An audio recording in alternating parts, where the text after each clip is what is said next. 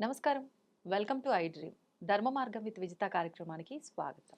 ప్రస్తుతం మనతో పాటు ఉన్నారు శ్రీ విద్యా ఉపాసకులు శ్రీ గురు కరుణామయ్య గారు. గురువుగారి గురించి నేను ప్రత్యేకంగా చెప్పాల్సిన అవసరమే లేదండి. ఎంతో మందికి మంత్రదీక్షలు ఇవ్వటం జరిగింది. ఆహ్, నిజంగా ఎంతోమంది కుటుంబాల్లో ఉన్న ఇబ్బందులను బట్టి వాళ్ళు గురువుగారి దగ్గర మంత్రదీక్ష తీసుకోవటం వల్ల వాళ్ళకు తెలియకుండానే ఆ కష్టాలని దాటేసి ప్రశాంతమైన జీవితం అనుభవిస్తున్నాము అని చెప్పిన వాళ్ళు కూడా చాలామంది ఉన్నారు. అసలు నిజంగా గురువుగారితో మంత్రదీక్ష తీసుకోవడానికి ఎదురు చూస్తున్న వాళ్ళే చాలామంది ఉన్నారు. స్వతహాగా అది నాకు ఎలా తెలుసు అనంటే చాలామంది నన్నే అడగటం జరిగింది. గురువుగారు ఎప్పుడొస్తారు? ఎలా కలవచ్చు? ఎలా గురువుగారిని అప్రోచ్ అవ్వచ్చు? మేము వారి దగ్గర ఇలా తీసుకోవాలి అనుకుంటున్నాము అని చెప్పి. అందుకనే నేను ఇంత గట్టిగా ఖచ్చితంగా చెప్పగలుగుతున్నాను. మరి ఎన్నో విషయాలు మనకు కూడా మన ప్రేక్షకులందరికీ కూడా మంచి మంచి విషయాలు వచ్చినప్పుడల్లా వారు వివరిస్తూనే ఉంటారు. ఇప్పుడు కూడా అందులో భాగంగా కొన్ని మంచి మంచి విషయాలు గురువుగారితో మాట్లాడి తెలుసుకునే ప్రయత్నం అయితే చేద్దాం. నమస్కారం గురువుగారు. నమస్కారం అండి. గురుగారు ఇంకొకటి అంటే ఈ రోజు మనం చేస్తున్నది ఏదైనా కూడా ఇందాక మీరు చెప్పిన ఉదాహరణ ఇక్కడ మళ్ళీ హ్మ్. వాడొచ్చు. అంటే మీ నాన్నగారి విషయంలో మీ విషయంలో జరిగింది, మీ విషయంలో మీ అమ్మాయి విషయంలో జరిగింది అన్నారు. అంటే అది మనం చేస్తున్న ప్రతి పని కూడా రేపు మనకు ఉపయోగపడే విధంగా ఉండేటట్టు మార్చుకోవడం మన చేతుల్లో ఉంది అన్నారు. ఖచ్చితంగా ఉపయోగపడుతుంది అనే ఆశ ఉండొచ్చు అంటారా? నిజంగా అది ప్రతి విషయంలో అలా రిటర్న్ వస్తుందంటారా? అస్సలు ఉండకూడదు. హ్మ్. వేదం ఏమని చెప్తుందంటే 5 ఏళ్ల వరకే నీ కొడుకు, కూతురు, నీ పిల్లలు. 5 ఏళ్ల తర్వాత నువ్వు హితుడివి అంటుంది. హ్మ్. అందరం మర్చిపోతున్నాం. 5 ఏళ్ల వరకే నీ కొడుకు, కూతురు. హ్మ్. అప్పుడేంటి అంతదాకా ఓ చీమ వెళ్తుందనుకోండి, చిన్నపిల్ల తప్పి కొట్టేస్తూ ఉంటాడు వాడు. హ్మ్. అప్పుడు నువ్వు ఆపపోతే ఆ పాపం మనకి. వాళ్ళ రెస్పాన్సిబిలిటీ మీది. రెస్పాన్సిబిలిటీ అన్నది అక్కడొస్తుంది. 5 ఏళ్ల తర్వాత వాళ్ళు పెరుగుతూ ఉంటారు. అమ్మ అది రెస్పాన్సిబిలిటీ, నీది డ్యూటీ. హ్మ్. డ్యూటీలోకి వెళ్ళిపోతాం. అవును. వెళ్ళిపోయి వాళ్ళకి తిండి పెట్టడం, మంచి చెడు చెప్పాలి. కానీ వాడు వినాలి, విని తీరాలి, ఎక్స్‌పెక్ట్ చేసి వాడు నాకు గౌరవంగా చూడాలి, హ్మ్. బాగా మంచి ఉత్తమోత్తముడైపోవాలి. మనం అయ్యామా? చిన్నప్పుడు మనం ఎలా ఉన్నాం మర్చిపోయామా? "ఒరేయ్! చాలా చదువుకోవాలి రోయ్! 100కి 100 తెచ్చేయాలి." వీడు 40 తెచ్చుకుంటాడు. అవుతుందా అది? అవ్వదు. అంచేత నేను ఎక్స్‌పెక్ట్ చేసి ప్రతిఫలాపేక్ష లేకుండానే చేయాలి. కానీ చెయ్యాలి. హ్మ్. పిల్లల్ని పెంచడంలో ప్రతిఫలాపేక్ష ఉండకూడదు. నువ్వు పెళ్లి చేసుకుంటారు. It will be good. నా భర్త, భార్య అనుకూలవతమైన భార్య, మంచి శ్రీరాముడు లాంటి భర్త దొరికితే మంచిది. అంతే. సంకల్పం. హ్మ్. ఉండాలి, ఉండాలి, ఉండాలి. వాడలా ఆయన అలా ఉండాలి. ఇలా ఇలా అనుకుంటూ ప్రతిఫలంలో ప్రతిసారి ప్రతిఫలం ఆపించి చేస్తున్నందువల్లే మనకి గొడవలొస్తున్నాయి. అంచేత పనిని అసలు ప్రతిఫలం మాట అటుంచండి. నేను చేస్తున్నాను అన్న భావన లేకుండా చేయమంటుంది గీత. ఏం చేసినా. నా చేత చేయించబడుతోంది. హుహు. చేయించబడుతోంది. హ్మ్. చేసేవాడు వాడు. చేయించబడిది ఈ శరీరంలో. హ్మ్. నువ్వెవడు? చూసేవాడు. ద్రష్ట. ఈ చూసేవాడికి ఇంక ప్రతిఫలం మీద ఏం దృష్టి ఉంటుందండి? ఉండదు. హ్మ్. చూసేవాడు అంతే. ఆ! అంటే చేసేవాడు వాడిది. ఆ బృహత్ కారణం ఏదో ఉంటుంది. ఏ కారణం చేత ఇప్పుడు తులసీదాస్ ఉన్నారండి. బాగా కాముకుడిగా ఉండేవారు ఆయన. హుహు. మరి అప్పుడున్నప్పుడు ఆయన తులసీదాస్ అవుతాడని ఎవరైనా ఊహించారా? అవును. ఊహించారు. వాళ్ళ నాన్నగారు తులసీదాస్ అవ్వాలని పెంచారా? లేదే. హ్మ్. ఓవర్‌నైట్ అయిపోయారు. కాళిదాసు ఓవర్‌నైట్ అయిపోయారు. హ్మ్. అంగుళిమాళ్ళు ఓవర్‌నైట్ అయిపోయారు. అంచేత ఏది కూడా మన జీవితంలో పెళ్ళైన పిల్లలు ఆధ్యాత్మిక మాట అటుంచండి అసలు. హ్మ్. పెళ్ళి, పిల్లలు అవే నేను ఏమీ ఎక్స్‌పెక్ట్ చేసి చేయకూడదు. తింటున్నాం అనుకోండి, అన్నం తింటున్నారు. రోజు నాకు బలం రావాలి, నా క్యాలరీస్ పెరగాలి, క్యాలరీస్ తగ్గాలి, ప్రోటీన్ పెరగాలి అనుకుంటూ తింటే ఏమన్నా ఎంజాయ్ చేయగలరా మీరు ఫుడ్‌ని? లేదు. నేను ఒకసారి బాస్టన్‌లో షుగర్ కొంచెం పెరిగిందంటే మా వాళ్ళందరూ డైటీషియన్ అంటే డైటీషియన్ తిడతారేమో చూసి డైటీషియన్ దగ్గరికి వెళ్ళమన్నారు. ఆ! అంటే ఆవిడ దగ్గరికి లేను. ఎంత తింటాను? నేను ఇంత పప్పన్నం తింటానండి. ఏంటి? ఇంత? ఇంతన్నారు. అది ఆ పప్పు మాత్రమేనండి. మిగతాది అన్నం రైస్ ఓన్లీ దిస్ మచ్. అంటే 21 బఠానీలు వేరుశెనక్కాయలు 21 లెక్క పెట్టుకోవాలట. ఓ. అవి వేసుకుని తినాలట. ఇలా కొలతలు పెట్టి అన్ని కొలతలు లెక్కలే. తర్వాత నా పడుకోకుండా 6 ద్రాక్ష పళ్ళు తినాలట. తండ్రి నాకు ఏ షుగర్ ఉన్నా పర్లేదు కానీ ఇలాంటి జీవితం నేను చూడలేను. అంచేత పిల్లల్ని పెంచే విషయంలో ఆహారం తినేటప్పుడు ఎలా అయితే ఎక్స్పెక్ట్ చేయమో పిల్లల్ని పెంచే విషయంలో తండ్రిగా తల్లిగా నా బాధ్యత నెరవేరుస్తున్నాను. వాళ్ళు ఆవిడ చూసుకుంటుంది. ఓకే. ఇంకోటి ఏంటంటే నేను ప్రతిఫలం ఎక్స్పెక్ట్ చేస్తున్నాను, కానీ దానికి అనుగుణంగా ఆదర్శవంతంగా నేను జీవిస్తున్నాను అది కూడా చూడాలి కదా. అవును, అవును. ఆదర్శవంతంగా జీవిస్తుంటే కొంతవైనా హక్కు ఉంటుందండి. అది లేదు, నా పాటికి నేను వాట్సాప్లు చూసుకుంటూ ల్యాప్టాప్లు వర్క్ చేసుకుంటూ ఉంటాను, టీవీ పెట్టుకుంటారు వాళ్ళు. వీడు చదువుకోవాలంటే ఎక్కడి నుంచి చదువుకుంటారు? ఎక్స్పెక్టేషన్ తప్పు కదా. అయితే ఏ పని చేసినా ఎక్స్పెక్టేషన్లో చేయకుండా ఉంటే మనకి ఎంత వచ్చినా ఎంతలా కనబడుతుంది. మనం ఎక్స్పెక్టేషన్ పెట్టుకుంటే ఎంత వచ్చినా ఇంతే కనబడుతుంది. మా దగ్గర చాలా ఐసీయూలో ఉన్న వాళ్ళ కేసులు వస్తున్నాయి. ఈ మధ్యనే మొన్న ఎప్పుడో మీ యూట్యూబ్లో చెప్పినందువల్ల ఐసీయూలో ఉన్న వాళ్ళు వస్తుంది. నేను ఒకటే అంటాను, అమ్మ నాకు రోజు పొద్దున్న సాయంకాలం అప్డేట్ ఇవ్వండి. 1% ఇంప్రూవ్మెంట్ ఉన్నా కూడా పని చేస్తుంది అనుకోవాలి. ఓవర్ నైట్ డిశ్చార్జ్ అయిపోయి ఇంటికి వస్తారని ఎప్పుడు అనుకోకండి.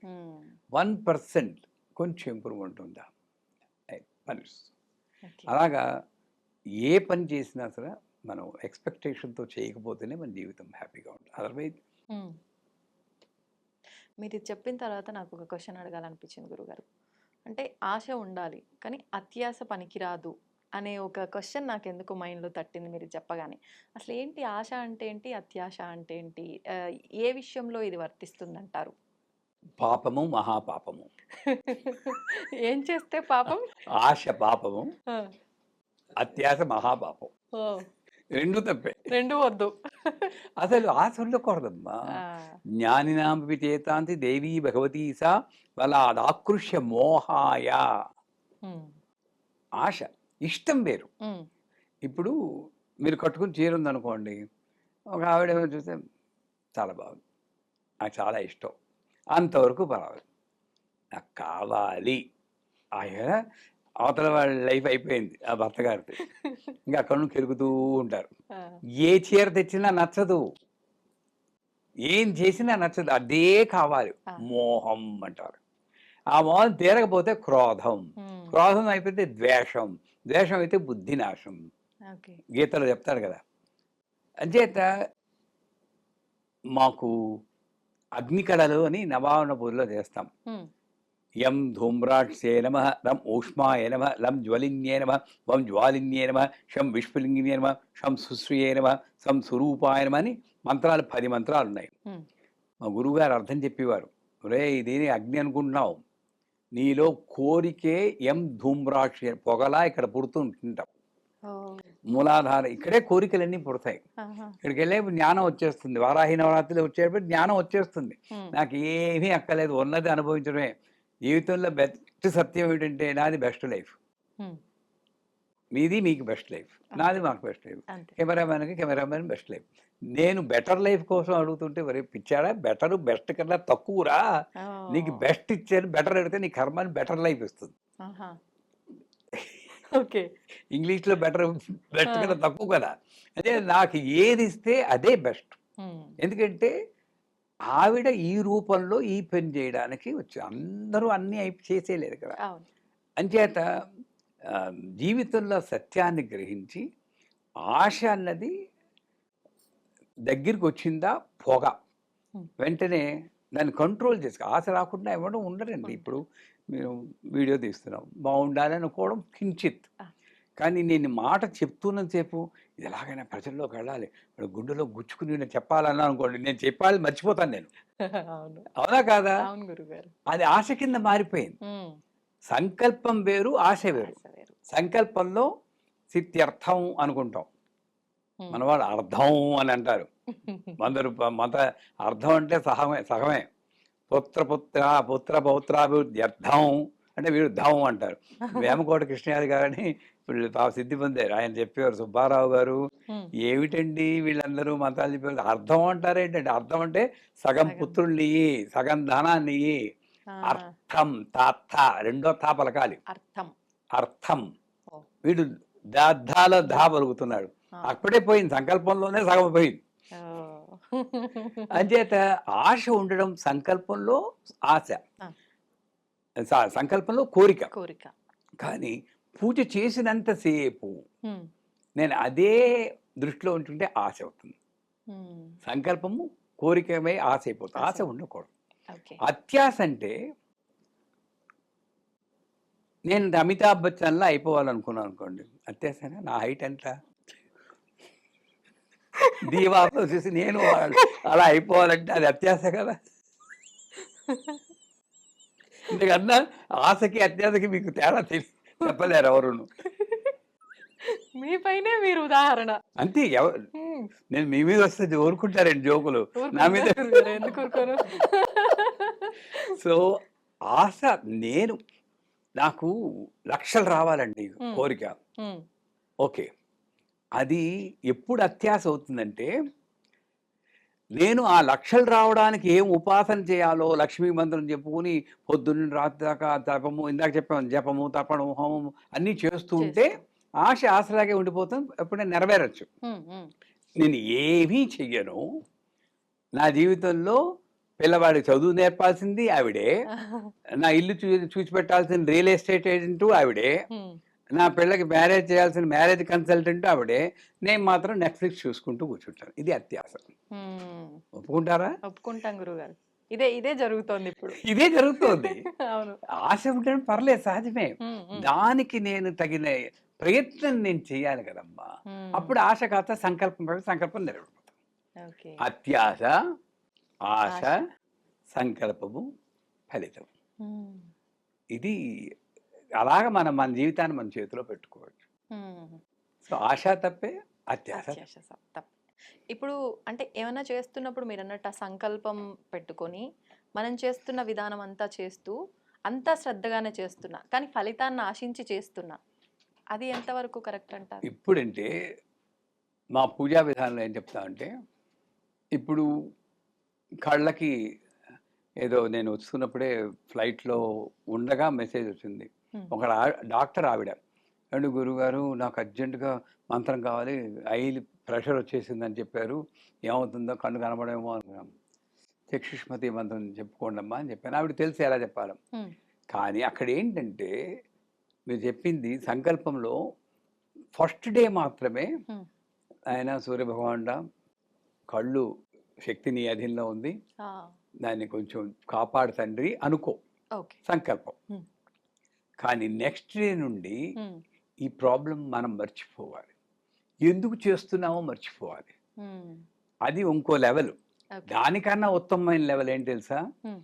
నాకు ఈ ప్రాబ్లం ఇవ్వబట్టి కదా ఇంత గొప్ప మంత్రం చదువుతున్నాను, థ్యాంక్ యూ, చాలా థ్యాంక్స్ అంటే ఏంటి, ఇక్కడికి వెళ్ళిపోయావు, యోగి అయిపోతున్నావు. అమ్మో యోగి అయితే ఆయన అక్కడ చోటు ఇవ్వాలి, దాని బదులు ఈ కళ్ళు బాగు చేస్తే బెస్ట్, మళ్ళీ మామూలు అయిపోతావు, ఆయన్ని ఇరకాటంలో పెట్టేస్తున్నాం అనమాట. అంతే. సంచేత ఏమిటి, వీడి కళ్ళు బాగు చేస్తే ఇంకోసేపు ఏదో చెవులు ఉండకూడదు, మళ్ళీ వస్తాడులే అప్పుడు అని చెప్పి అలా నైపోతావు. 100% షూర్. సంకల్పం ఒక్కరోజే నువ్వు చెప్పుకోవాలి. మిగతా పూజలో కూడా ఏమి చెప్పుకో. కాకపోతే పూజ ఆఖరిలో మయాకృత ఏతత్ పూజా ఫలేన అస్మిన్ సంకల్ప సిద్ధ్యర్థం సర్వం ఫలితార్పణమస్తు. అక్కడ కూడా చిన్నదే ఉండాలి. వీళ్ళు ఇచ్చి 10 రూపాయలు అర్చన టికెట్టు, ఓ 30 మంది ఓటర్ల లిస్టు గోత్రాలతో సహా, పుట్టబోయేవాడు కూడా పేరు పెట్టేసి వాడు కూడా కలిపేసి చెప్తున్నారు. ఈ ఉండిలో వేసి 10 రూపాయల లోపలికి లోపల కోరికలు పుట్టలు, ధనకరక వస్తు వాహన సమృద్ధ్యం వృత్తి వ్యాపార విషయ సర్వత్రా అత్యంత సుఫల అవాప్త్యర్థం. ఇది వేసేది ఇంత, కోరేది ఇంత. ఎక్కడ తెలుస్తుంది? ఇది లోకల్ జరుగుతుంది. ఇది మన ఆవిడ్ని తిరిగితే ఏం లాభం? నేను మారాలి కదమ్మా. సంకల్పం దగ్గర మీరు పెట్టుకోండి. పూజలో అసలు దాని గురించి ఆలోచించకండి. నీ ఇష్టం అమ్మా, చెప్పాను, తర్వాత నీ ఇష్టం.